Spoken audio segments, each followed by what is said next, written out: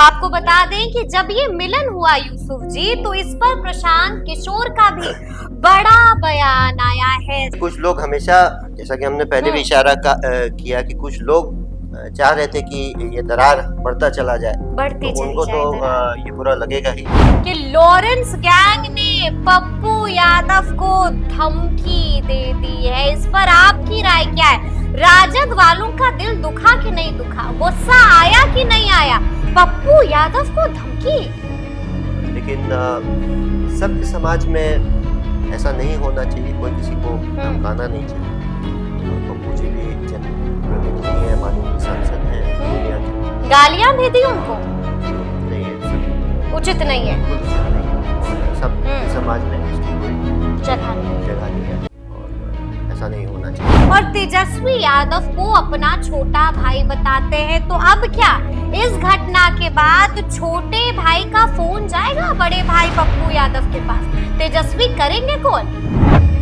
हो सकता है करें जी, लेकिन जनप्रतिनिधि होने के नाते हम भी एक जनप्रतिनिधि हैं, और एक जनप्रतिनिधि होने के रूप में हम भी जनप्रतिनिधि डेफिनेटली उनके साथ खड़े हैं।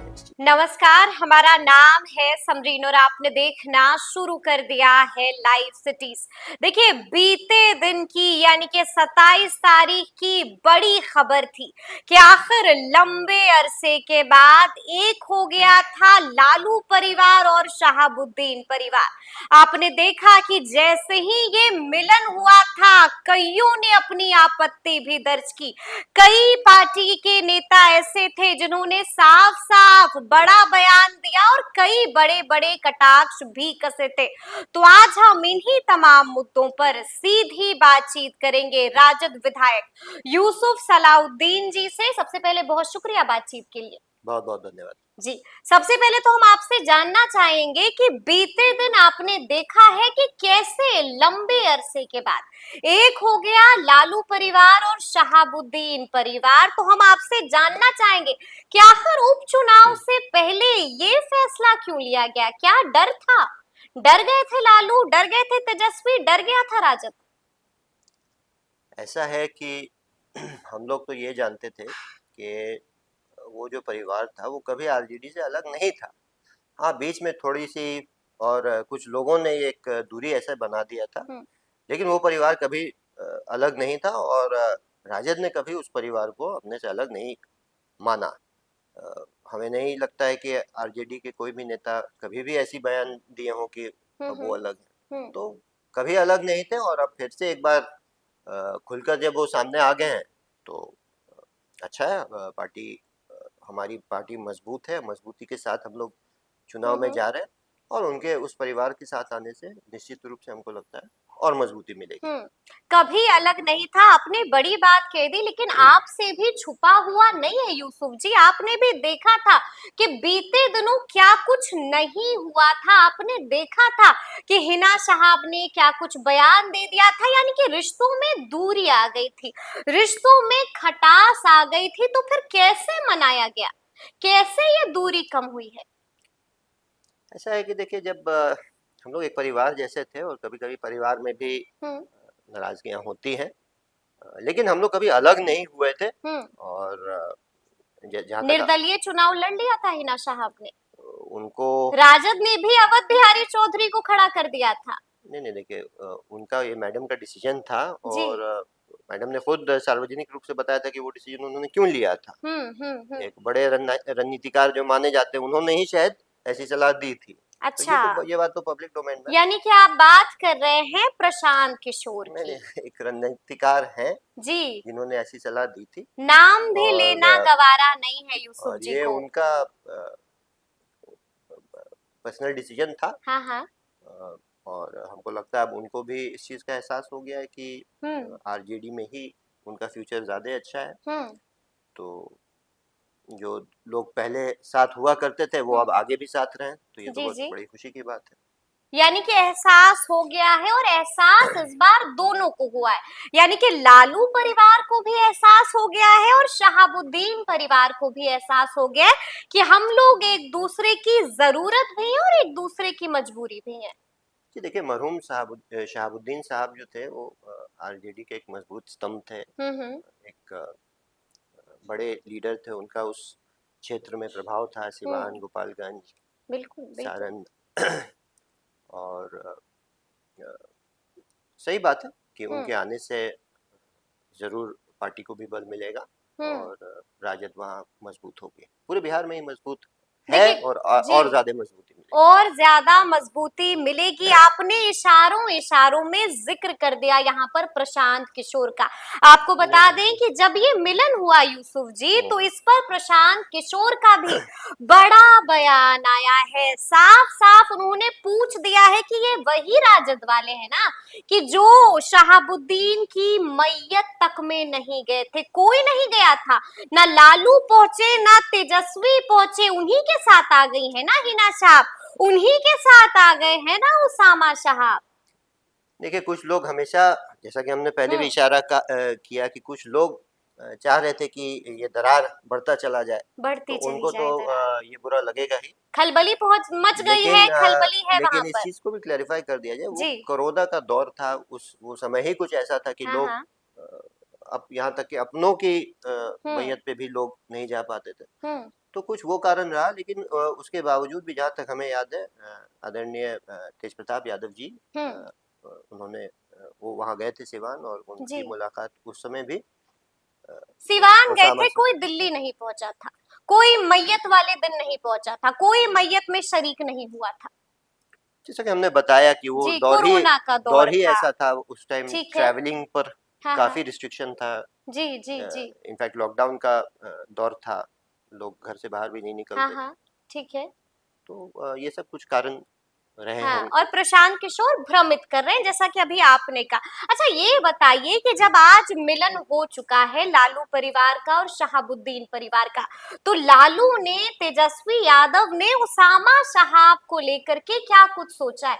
क्या उसामा साहब 2025 का चुनाव भी लड़ेंगे? क्या हिना साहब को कोई बड़ी जिम्मेदारी भी सौंपी जाएगी यूसुफ जी? देखिए, अब बंद कमरे में बड़े नेता लोगों के बीच में क्या बात हुई, इस पे हम्म इसकी जानकारी हमें नहीं है। लेकिन हमको लगता है कि ओसामा जी योग्य है, और हम्म कोई ना कोई उनको हम्म। जिम्मेदारी मिलेगी। शेर के बेटे हैं हो उसामा सकता है साहब। चुनाव भी लड़े, और हम्म जहाँ तक हिना मैडम की बात है, वो तो राजनीति में बहुत पहले से हैं, हम्म। बहुत सारे चुनाव उन्होंने देखे हैं, जी। तो लगता है उन्हें भी कोई ना कोई जिम्मेदारी दी जाएगी। लगता है उन्हें भी कोई ना कोई बड़ी जिम्मेदारी जरूर दी जाएगी। यूसुफ जी, आपने देखा होगा कि अब से कुछ देर पहले एनडीए की बड़ी बैठक भी संपन्न हुई है, यानी कि बैठक खत्म हो चुकी है। क्या प्रतिक्रिया है इस बैठक को लेकर के? एनडीए की बैठक थी, जी। इस पर ज्यादा अच्छे से प्रकाश एनडीए के लोग डाल सकते हैं। अब हम्म। अंदर में क्या एक्टिव हो बातें। गए मुख्यमंत्री नीतीश कुमार, कई सारे दिशा निर्देश भी उन्होंने अपने अपने नेताओं को दे दिया है, टिप्स एंड ट्रिक्स बता दी है। देखिए, सभी पॉलिटिकल पार्टीज एक्टिव हैं, हम लोग भी एक्टिव हैं, हम्म एनडीए के लोग भी एक्टिव हैं।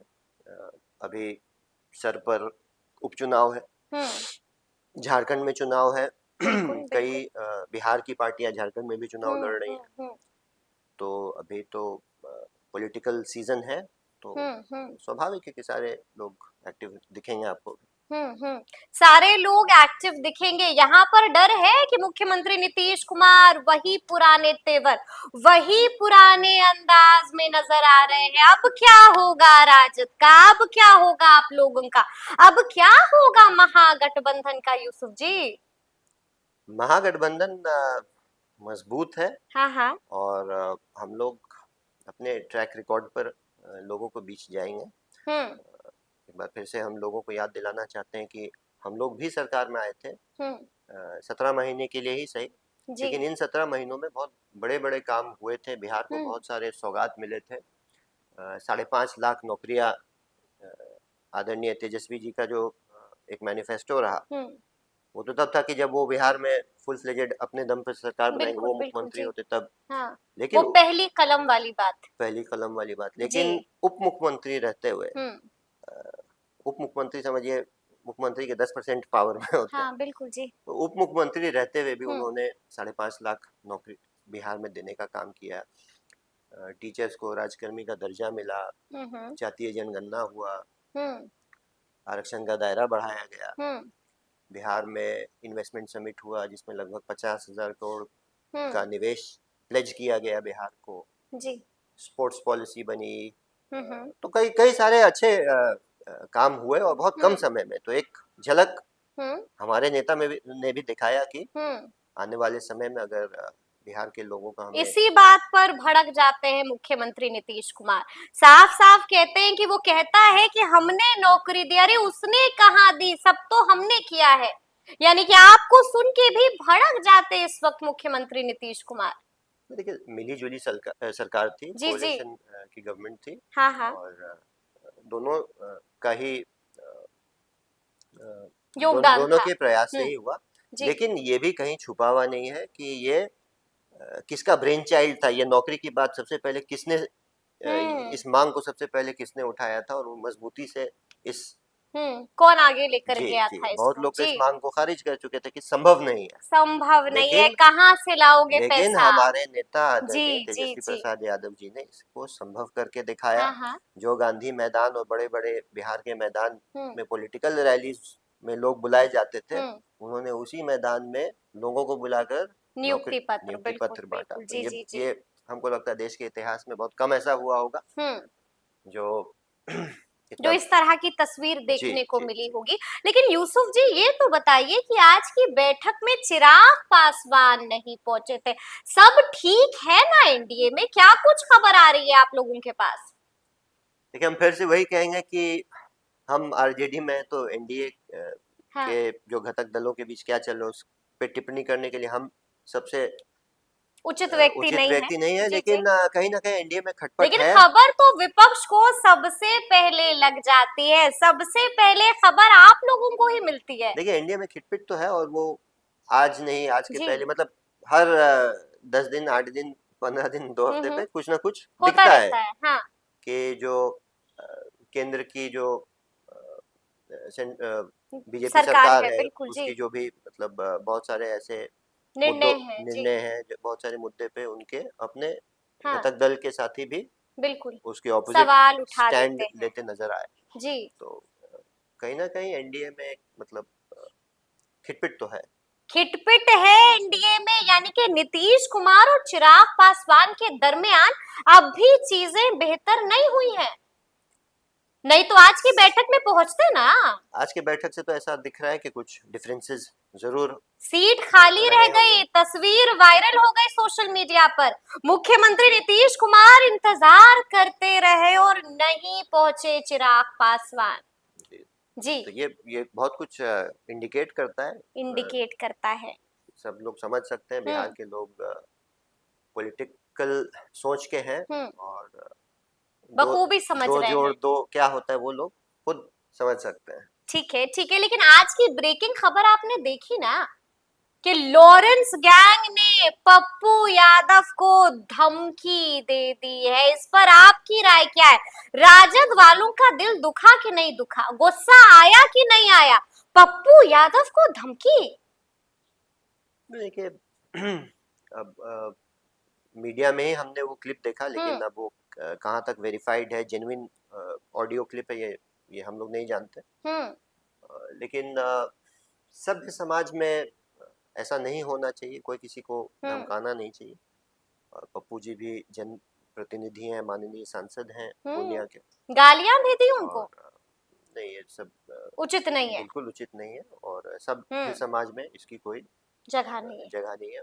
और ऐसा नहीं होना चाहिए। और हम्म अ, ऐसा नहीं होना चाहिए। लेकिन यूसुफ जी, आपको भी मालूम है, बखूबी मालूम है, तेजस्वी यादव के करीबी मित्र हैं आप, और आपको ये बात अच्छे से मालूम है कि पप्पू यादव लालू प्रसाद यादव को पिता तुल्य बताते हैं और तेजस्वी यादव को अपना छोटा भाई बताते हैं। तो अब क्या इस घटना के बाद छोटे भाई का फोन जाएगा बड़े भाई पप्पू यादव के पास? तेजस्वी करेंगे कॉल? हो सकता है करें। जी। लेकिन जनप्रतिनिधि होने के नाते हम भी एक जनप्रतिनिधि हैं।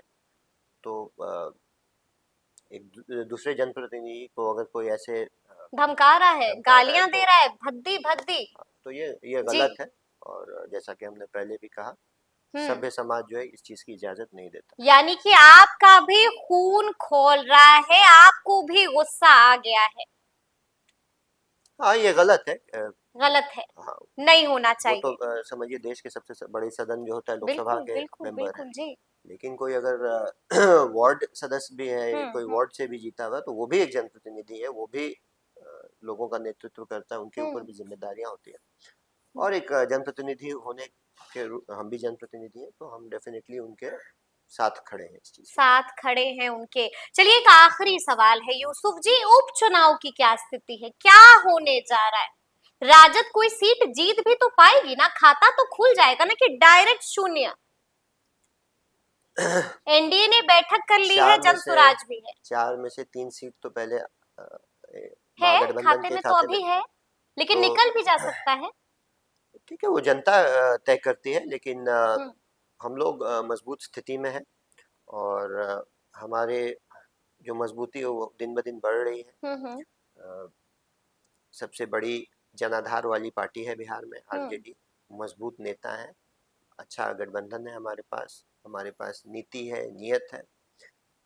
हम लोग कॉन्फिडेंट है कि चुनाव में हम लोग अच्छा प्रदर्शन करने जा रहे 4 हैं। में से 4 हो जाएगा। वो जनता हम्म। तय करेगी। जी। भविष्यवाणी हम नहीं कर सकते, लेकिन हम ठीक लोग है, का लगे प्रदर्शन हुए हैं।